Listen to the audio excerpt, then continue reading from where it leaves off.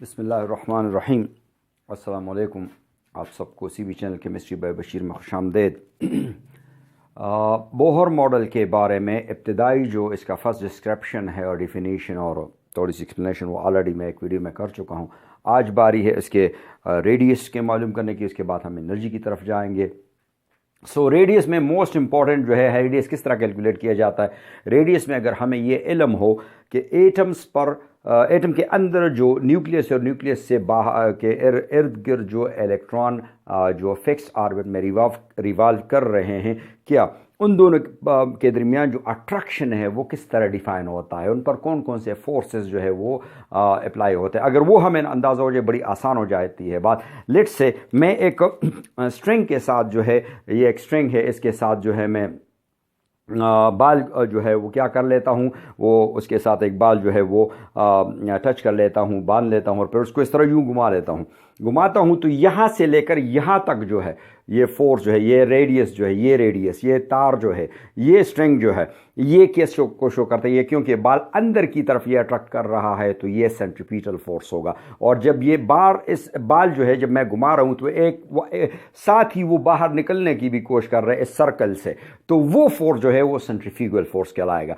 Exactly इसी तरह यहां पर भी दो फोर्सेस अप्लाई होते हैं। सिंपल जुबान में अगर हम बात करें, आगे ना जाएं, एक अट्रैक्टिव फोर्स जो इलेक्ट्रॉन और प्रोटॉन यानी जो न्यूक्लियस के दरमियान है, उस फोर्स को हम क्या कहते हैं, इलेक्ट्रोस्टैटिक फोर्स ऑफ अट्रैक्शन कहेंगे, कोलम्बिक फोर्स कहेंगे, या सिंपल अल्फाज में उसको हम कहेंगे सेंट्रीपिटल फोर्स, क्योंकि ये इनवर्ड अट्रैक्शन है। इलेक्ट्रॉन जो है ये न्यूक्लियस जो है ये इसको अपनी तरफ खींच रहा है, ये इनवर्ड अट्रैक्शन कहलाती है। इस इनवर्ड अट्रैक्शन को हम कहते हैं सेंट्रीपिटल फोर्स। एक आउटवर्ड अट्रैक्शन है, ये इलेक्ट्रॉन बाहर निकलने की कोशिश कर रहा है इस सर्कल से, तो वो mv²/r इसको सेंट्रीफ्यूगल फोर्स कहा जाएगा। जहां पर ये दोनों बैलेंस होते हैं, कहां पर बैलेंस होंगे हमें पता है, हमें एंगुलर मोमेंटम से बताया गया है कि first orbit h/2π angular momentum जहां पर बनता है, जिस डिस्टेंस पर बनता है वो फर्स्ट ऑर्बिट होगा। तो ये h/2π के हिसाब से इस ऑर्बिट में ये बैलेंस होगा इन कौन से फोर्स पे, सेंट्रीपिटल एंड सेंट्रीफ्यूगल फोर्स की बुनियाद पर। इसको ये वो है यहां पर मैं लेट्स से ये मैं किस तरह लिख सकता हूं, मुझे कोलम्बिक फोर्स जो गिवन है वो उसका फार्मूला है कि K into Q1 into Q2 divide by R²। Q1 और Q2 क्या है, ये बेसिकली ये इलेक्ट्रॉन रिवॉल्व कर रहा है विद वेलोसिटी v, इसका मास है और इस पर चार्ज जो है वो E है, चार्ज E यानी नेगेटिव चार्ज होता है। लेकिन चूंकि इलेक्ट्रॉन नेगेटिव होता है, ये नेगेटिव सिर्फ इसके लिए कि ये पहचान के लिए, जबकि यहां पर जो पॉजिटिव है इसकी सिर्फ इसके पहचान के लिए, वरना यहां पर भी इस पर सिंबल जो है उसके लिए चार्ज के लिए वो E है, यहां पर भी सिंबल जो है चार्ज के लिए वो E है दोनों पर। अब यहां पर जो है इसको Z इसलिए लिखा जाता है क्योंकि यहां पर प्रोटॉन के नंबर को शो करना होता है। ये मैं बता दूं कि चूंकि हाइड्रोजन एटम के लिए है तो हाइड्रोजन एटम में प्रोटॉन भी एक होता है, इलेक्ट्रॉन भी एक होता है, बार बार इस पर बात नहीं होगी। सो इसका Z हमेशा एक ही होगा।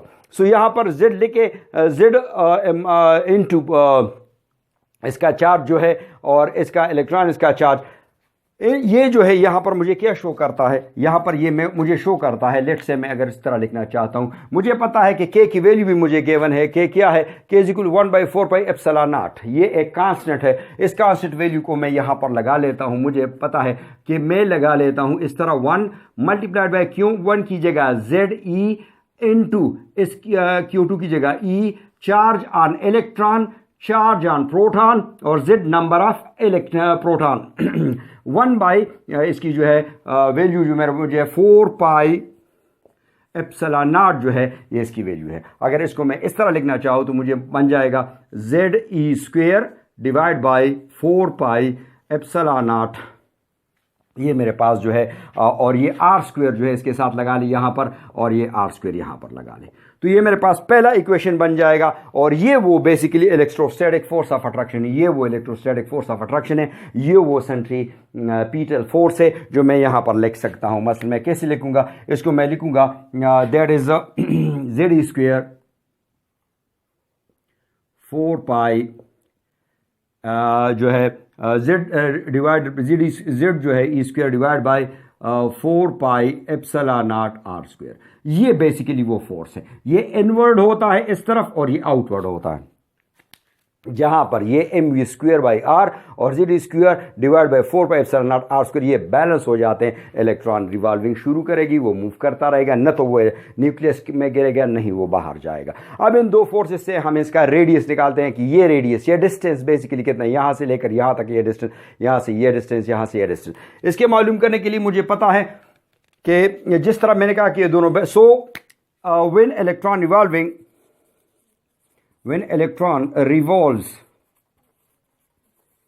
F coulombic is always equal to F centrifugal। यानी आपका सेंट्रीपिटल जो है वो सेंट्रीफ्यूगल के बराबर होगा। तो मैं इन दोनों की वैल्यूज यहां से लिख सकता हूं। मेरे पास वैल्यू जो है सेंट्रीपिटल की फोर्स की वैल्यू mv²/r है, ये मैं ऑलरेडी आपको बता, ये दो, ये सेंट्रीफ्यूगल की वैल्यू है mv²/r, जबकि ये सेंट्रीपिटल की वैल्यू है दिस वन। तो मैं लिख सकता हूं that is ze² divide by 4πε0 r² which is equal to mv²/r। अब ये भी डिनोमिनेटर में है, ये भी डिनोमिनेटर में है, तो इनमें से मैं ये स्क्वायर जो है ये इस r के साथ मैं कैंसिल कर सकता हूं। This one is cancel with this, I am left with ze² divide by 4πε0 r which is equal to mv²। ये इसको मैं इक्वेशन जो है 1 कह देता हूं। ये मुझे ज़रूरत पड़ेगी जो है ये वैल्यू मैंने यहाँ पर लिखी है, बाद में मुझे जब एनर्जी में मैं कैलकुलेट करूँगा तब मुझे ज़रूरत पड़ेगी। लेकिन बहरहाल मुझे अब यहाँ पर V की जो है इसके लिए जो है मुझे क्या यहाँ R की वैल्यू चाहिए। तो R की वैल्यू के लिए मैं क्या कर लेता हूँ, यहाँ पर जो है मैं इसके नीचे 1 लगा लेता हूँ, इसको जो है मैं क्रॉस मल्टीप्लिकेशन कर लेता हूँ। क्रॉस मल्टीप्लिकेशन से मेरे पास क्या होता है, ze² multiplied by 1 is always equal to 4πε0 r mv²। ये इसके साथ मल्टीप्लाई है, इसके साथ, ये रिजल्ट मेरे पास आ गया। अब इस रिजल्ट में मुझे कौन सी चीज़ चाहिए, मुझे वैल्यू चीज़ चाहिए। किस चीज़ की? फिलहाल मुझे r चाहिए, क्योंकि मैं रेडियस की बात कर रहा हूँ। रेडियस के लिए मैं क्या लिखता हूँ, r is equal to ze² divided by 4πε0 mv²। अब ये v² तो यहां तक तो आमतौर पर बच्चे समझ लेते हैं कि ये जो मेरे पास है, ये इक्वेशन जो मेरे पास आ गई इक्वेशन 2, इसी को मैं इक्वेशन 2 कह देता हूं। ये मेरे पास जो आ जाती है, इस इक्वेशन 2 को आमतौर पर बच्चे समझते हैं कि ये r की वैल्यू है। पर लेट मी टेल यू, यहां पर v जो है वो तो वेलोसिटी मौजूद है, लेकिन यहां पर आपको ये तो इल्म नहीं है कि कौन से शेल की, फर्स्ट आप शेल की बात कर रहे हैं, सेकंड की, थर्ड की, फोर्थ की, किस शेल की एनर्जी मालूम कर रहे हैं। तो यहां पर n नंबर मौजूद नहीं है, इसलिए मुझे यहां v की वैल्यू मालूम करनी है एंगुलर मोमेंटम से। फिर वो इसमें से मैं पुट कर लूंगा, इसमें से वो ले देने के बाद मुझे इनकी वैल्यू जो है इसमें से मसलन आई कैन राइट, देखिए मुझे पता है from Bohr from Bohr we know, from Bohr postulates हमें पता है कि angular moment mvr is equal to nh/2π। अगर मैं इन दोनों को स्क्वेयर कर लूं, squaring both the side we can write squaring both sides, we can get, हमें पता है कि m² v² r² which is equal to n² h² divide by 4π²। यहां पर मुझे v चाहिए। v के लिए मुझे क्या लिखना है, ये दोनों जो है जब यहां पर इन दोनों ये क्या है मल्टीप्लाइड है, ये दोनों क्या है, ये r और m इस v के साथ मल्टीप्लाइड है। तो ये जब इक्वेशन के इस तरफ आ जाएंगी वो क्या हो जाएंगी, यहां पर ये डिवाइड हो जाएंगी। सिंपल रूल है, मुझे पता है कि v² is equal to n² h² divided by what, divided by 4π और m² r²। ये मेरे पास किस चीज़ की वैल्यू बन जाती है, ये मेरे पास v की वैल्यू बन जाती है। इसको मैं इक्वेशन जो है 3 कह देता हूँ। इक्वेशन 3 से मैं वैल्यू निकालूंगा। इक्वेशन 3 की वैल्यू जो है मैं इक्वेशन 2 यहां पर मैं डालूंगी। यहां पर मुझे इसकी वैल्यू चाहिए, v की वैल्यू मुझे चाहिए। So putting value of equation 3 in equation 2 we get, हमारे पास क्या होता है, देखिए ना, हमारे पास ये है कि r is equal to, R की जगह मैं लिख सकता हूं r is equal to Z E, अपनी जगह पर आ जाएगा, Z E square divided by 4 pi epsilon naught, ये जो है मेरे पास, और ये जो m है, m मेरे पास आ जाएगा, और v की जगह मैं वैल्यू लगा लूंगा, v की जगह पर मेरी वैल्यू आ जाएगी n स्क्वेयर, ये जो है मेरे पास आ जाएगी n square h square divided by 4 pi m square r square. अब ये आपने देख लिया कि मैंने ये वैल्यू जो है, ये वैल्यू, ये जो v की वैल्यू इक्वेशन 3 की, ये मैंने यहां पर डाल दी। अब इसको सिंप्लीफाई करते हैं। सिंप्लीफाई करने के लिए क्या है, ये जब मैं इसके साथ मल्टीप्लाई करने जा रहा हूं तो ये उल्टा हो जाएगा। तो मेरे पास क्या है, r is equal to Z E square divide by 4 pi epsilon naught m multiplied by, ये ऊपर चला जाएगा, मेरे पास हो जाएगा 4 पाई जो है ये 4 पाई जो है यहाँ पर जो है n स्क्वेयर 4 पाई स्क्वेयर जो है, सो 4 पाई यहाँ पर स्क्वेयर है, यहाँ पर भी स्क्वेयर है, यहाँ पर भी स्क्वेयर हो जाएगा, 4 पाई square divide by 4 pi square m square r square, और डिवाइडेड बाय क्या हो जाएगा, डिवाइडेड बाय n स्क्वेयर और h स्क्वेयर।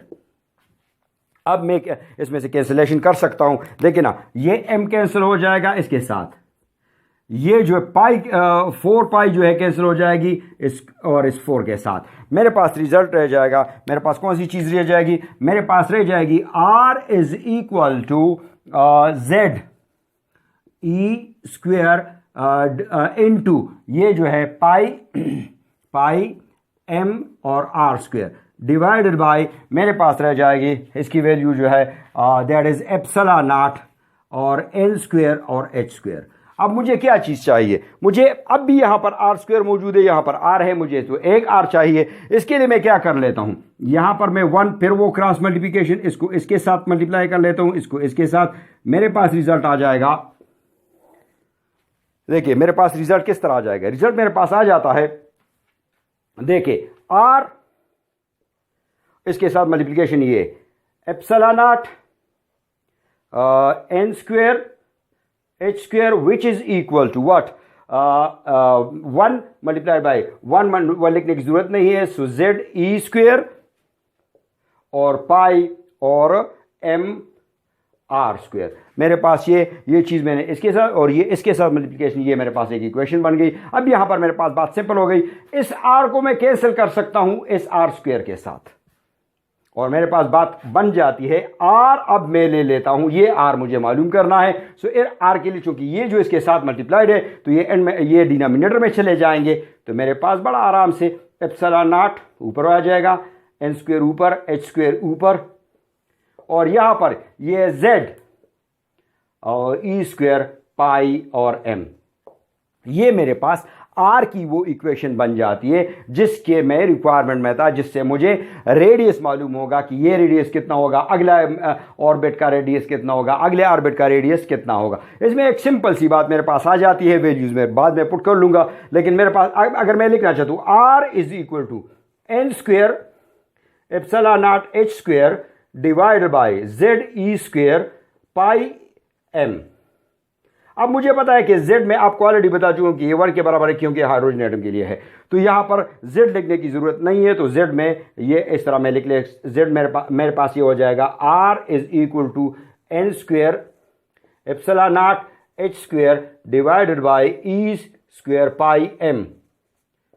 ये मेरे पास में, ये वो सारे कांस्टेंट हैं, ये सारे कांस्टेंट हैं, और ये इनकी वैल्यू, इसकी वैल्यू क्या बनती है, ये वैल्यू में हम इसमें पुट कर देते हैं। इससे जो आगे मैं आपको बता दूं कि अगर आपको इक्वेशन चाहिए, इक्वेशन ये है, this is the equation for hydrogen. इसमें से अगर फर्स्ट ऑर्बिट के लिए 1 multiplied by this, second orbit के लिए तो 1 multiplied by this, third orbit के लिए 2, सेकंड ऑर्बिट के लिए 2 raise to power 2 multiplied by this, third orbit के लिए 3 multiplied by this raise to multiply 3 raise to power 2 multiplied by this, और इस तरह से इसमें से मैं वैल्यूज डाल के आपको आगे बता देता हूं। बाहर ये कांस्टेंट, इस कांस्टेंट की वैल्यू में आगे डाल लेता हूं।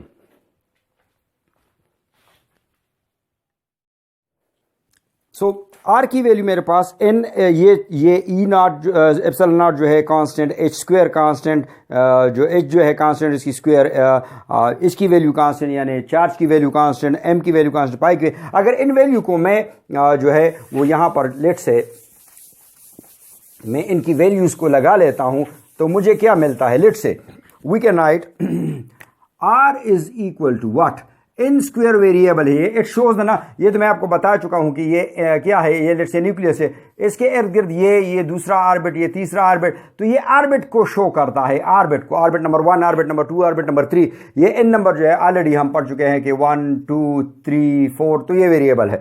इसकी जगह, बाकियों की जगह मैं वैल्यूज डाल लेता हूं। लेट से एप्सिलॉन नॉट की जगह मैं वैल्यू डाल लेता हूं 8.854 मल्टीप्लाइड बाय 10⁻⁻12 मल्टीप्लाइड बाय दूसरी किस चीज की मैं वैल्यू डाल लेता हूं, मेरे पास वैल्यूज आ जाती है किस चीज की, एच प्लंक कांस्टेंट की। एच प्लंक जो है वो मुझे पता है कि 6.625 इंटू 10⁻⁻34 और इंटू 6.625 इंटू 10⁻⁻34। अब ये मेरे पास इनकी वैल्यूज आ गई, और इसकी जगह जो है मैं क्या डाल लेता हूं, बाकी जो नीचे है, नीचे अगर आप लिख लें ई नॉट, और जो ये जो चार्ज है, सो 1.6022 इंटू 10⁻⁻19 मल्टीप्लाइड बाई, चूंकि स्क्वायर है 2 बार लिख ले, 1.6022 इंटू 10⁻⁻19, एम की जगह 9.1 इंटू 10⁻⁻31 kg, हमेशा मास जो है वो हम kg में लेते हैं, किस चीज का, इलेक्ट्रॉन का, और पाई मेरे पास है 22.7, या मैं लिख सकता हूं 3.14। अब अगर आप इसको इस तरह भी लिख सकते हैं, that is r is equal to n, n is equal to, मैं लिख सकता हूं 8.854 इंटू 6.625 इंटू 6.625 इंटू 10⁻⁻, इसको और इसको जमा कर ले तो ये -80 हो जाएगा, -34 -12, ये 80 हो जाएगा, डिवाइडेड बाय मैं लिख सकता हूं 1.6022 इंटू 1.6022 इंटू, अब यहां पर जो है इसका जो मास है 9.1 जो है, 9.1 मल्टीप्लाइड बाय ये जो 3.14 है, ये मैं लिख लेता हूं। अब इसको जो है इसकी ये -31 -19 अगर मैं इसको इस तरह लिख लूँ, 10 को मैं बेस के तौर पर यूज कर लूँ, कॉमन ले लूँ, तो ये मेरे पास हो जाएगा -19 और -19 -38 और -31 इसके साथ लगा ले तो ये हो जाएगा -69। अब इस वैल्यू को मैं ऊपर लेके जाता हूं, इस वैल्यू से मुझे रिजल्ट मिल जाता है। अगर मैं रिजल्ट निकालना चाहूं तो ये मेरे पास हो जाता है 5.29 इंटू 10⁻⁻, ये मेरे पास हो जाएगा -80 प्लस 69, ये ऊपर चला जाएगा तो प्लस हो जाएगा, प्लस होने के बाद मेरे पास वैल्यू क्या आ जाएगी, 5.29 इंटू 10⁻⁻11, या मैं इस तरह लिख सकता हूं कि 0.529 इंटू 10⁻⁻10, क्योंकि ये वैल्यू अगर इस तरफ आ जाती है तो मल्टीप्लाइड बाय 1, यानी वो प्लस हो जाएगा, तो +1 इससे निकाल दे तो 10 आ जाएगा। 10 मीटर इसके साथ वर्ड यूज होता है, मीटर। अच्छा जी, अब 10 मीटर किसके बराबर है, ये 1 आर्मस्ट्रॉन्ग के बराबर है। 10 metre 10⁻⁻10 is equal to 1 angstrom. अब मैं लिख सकता हूं कि 0.529 आर्मस्ट्रॉन्ग जो है ये इसकी वैल्यू हो जाए, किस चीज की, यहां पर जो है मैं चूंकि n की वैल्यू इसके साथ लगाता जाऊं, लेट से n⁻²2 n⁻²2 n⁻²2 और यहां पर भी n⁻²2, ये किसी भी ऑर्बिट के लिए जब आप मालूम करना चाहते हैं तो उस ऑर्बिट का स्क्वायर ले ले और मल्टीप्लाइड बाय दिस वैल्यू। मसलन अगर मैं फर्स्ट के लिए लिखता हूं, first orbit n is equal to 1, तो मैं लिख सकता हूं 1 मल्टीप्लाइड बाय 0.529 आर्मस्ट्रॉन्ग, मेरे पास हो जाएगा 0.529 आर्मस्ट्रॉन्ग। मतलब क्या, मतलब ये हुआ कि पहला ऑर्बिट यहां से यहां तक या यहां से यहां तक या यहां से यहां तक या यहां से यहां तक, पहला ऑर्बिट जो है, फर्स्ट ऑर्बिट जो है इसकी सिर्फ एक, मतलब ये इतनी, क्योंकि रेडियस है, रेडियस डायमीटर नहीं, रेडियस जो है डायमीटर पे मल्टीप्लाइड बाय 2 हो जाएगा, तो 0.529 ये होगा, या 0.529 ये होगा, 0.529 आर्मस्ट्रॉन्ग ये होगा, 0.529 आर्मस्ट्रॉन्ग ये होगा।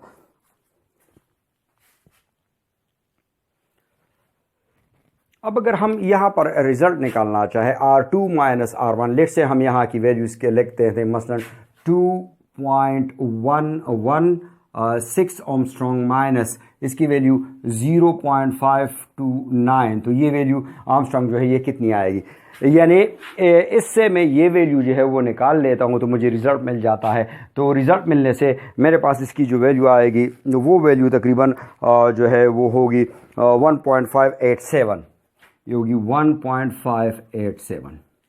अब अगर इस तरह मैं ये वैल्यू निकालना चाहता हूँ देखिए मेरे पास R3 की वैल्यू क्या है, R3 की वैल्यू मेरे पास आई है 4.761। मैं हर एक की वैल्यू मैंने R1 की वैल्यू मेरे पास ये है, R2 की वैल्यू अगर मैं 1 multiplied by this much, R2 की वैल्यू 2 मल्टीप्लाइड बाय 0.529, R3 की value 3 multiplied bye 3 into 0.529, R4 की वैल्यू 4 मल्टीप्लाइड बाय 4।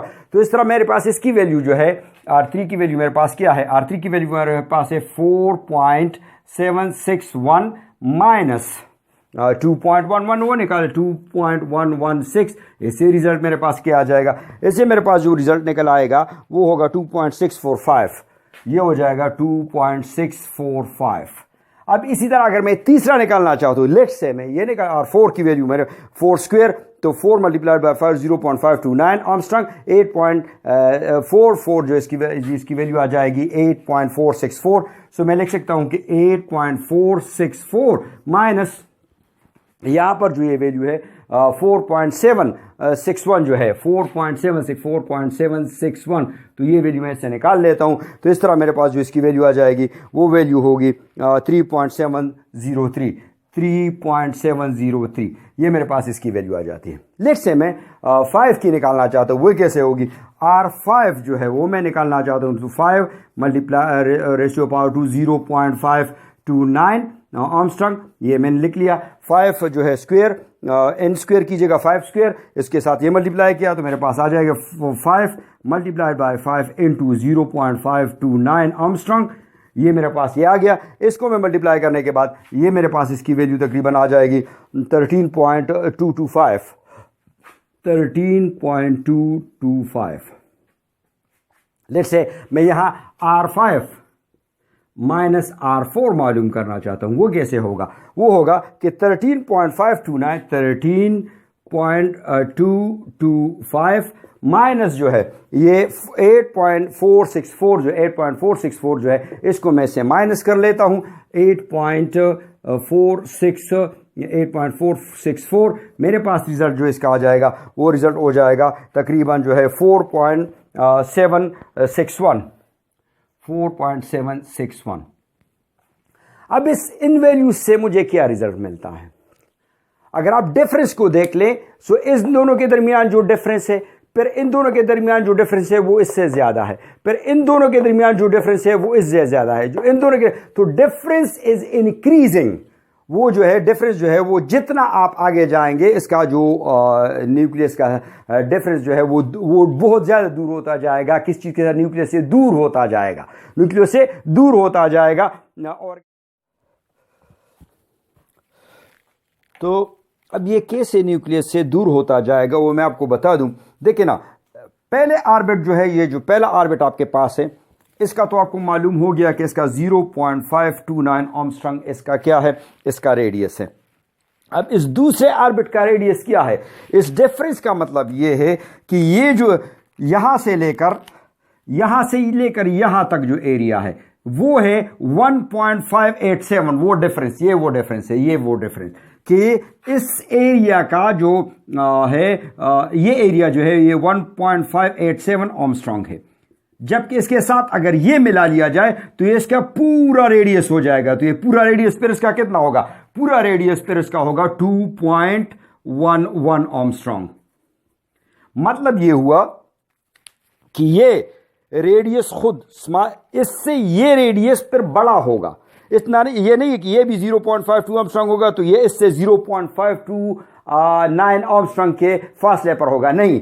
जितना आप न्यूक्लियस जो अगला ऑर्बिट आता है वो अगला ऑर्बिट पहले ऑर्बिट से बढ़ता जाता है, बहुत बढ़ता जाता है। वो डिफरेंस हमें मालूम है कि पहला ऑर्बिट जो है वो 0.529 आर्मस्ट्रांग का होगा। फिर दूसरा ऑर्बिट जो है 2.11 आर्मस्ट्रांग का होगा। 2.11 आर्मस्ट्रांग में 0.529 ये, और ये 1.87 डिस्टेंस पर पहले ऑर्बिट के एज से, ये एज जो है इसके बाउंड्री से ये बाउंड्री जो है ये 1.87 है। फिर इससे जो है अगर हम देख ले यहां पर ये बाउंड्री इससे और बढ़ जाएगी जितना आप आगे चलते हैं। ये देखिए ये 2.645 ये जो है सेकंड ऑर्बिट है, ये सेकंड ऑर्बिट है, और ये थर्ड ऑर्बिट है, ये N2 है और ये N3 है। अब इन दोनों के बाउंड्रीज में फर्क क्या है, वो 2.4, मतलब ये हुआ कि ये छोटा, ये फिर बड़ा, ये और बड़ा, ये और बड़ा, ये और बड़ा, लेकिन ये इससे बड़ा होगा। इतना नहीं होगा कि ये 1.87 हो गई, बल्कि इससे भी बड़ा होगा। और इसका पूरा रेडियस कितना होगा, पूरा रेडियस इस तरह होगा। अगर हम ले लें ये पूरा रेडियस, यानी 2 ये हो गए 2 ये जो है इस तरह हम कर लेंगे, ये 2.645 प्लस ये 2.11, ये भी साथ शामिल कर ले, तो इसका पूरा फिर बन जाएगा मेरे पास जो है आर थर्ड जो है वो 4.746 जो है ये पूरा बन जाएगा, इज इक्वल टू 4.7 जो हमने मालूम किया था आर थर्ड का 4.761 आर्मस्ट्रांग जो मेरे पास आएगा। तो इसका सिंपल मतलब ये हुआ, बस सिंपल सा मतलब है कि पहला ऑर्बिट छोटा, फिर इसके बाद दूसरा ऑर्बिट उससे बहुत बड़ा होगा, फिर तीसरा ऑर्बिट पहले ऑर्बिट दोनों ऑर्बिट से बड़ा होगा, चौथा ऑर्बिट उससे बड़ा होगा। जितना आप न्यूक्लियस से दूर होता जाते हो उनके दरमियान डिस्टेंस इक्वल नहीं है, इनके दरमियान डिस्टेंस जो है वो इंक्रीज होती है, एन स्क्वायर की बुनियाद पर वो इंक्रीज होती जाती है। ये हमें इस डिफरेंस से अंदाजा होता है। उम्मीद है आपको जो है इसके बारे में जो कुछ मैंने बता दिया, रेडियस के बारे में, कैलकुलेशन के रेडियस के बारे में, वो समझ आ गया होगा। कोई क्वेश्चन हो तो आप मुझसे मैसेज सेक्शन में पूछ सकते हैं। इसकी एनर्जी जो है, फ्रीक्वेंसी जो है, वेवलेंथ जो है, वेव नंबर जो है, वो अगले वीडियो में इंशाल्लाह मैं आपको करवा दूंगा। उस वक्त तक के लिए अपना बहुत ज़्यादा ख्याल रखिएगा। मेरी दुआएं आपके साथ होंगी। चूँकि एग्ज़ाम करीब आ रहे हैं तो अब तवज्जो पर, अब जो स्टडीज़ पर ज़्यादा तवज्जो देने की ज़रूरत है। कोशिश कीजिए कि ज़्यादा से ज़्यादा टाइम तवज्जो जो है वो स्टडी पर दे। उस वक्त तक के लिए मुझे इजाज़त दीजिए। अल्लाह हाफिज़।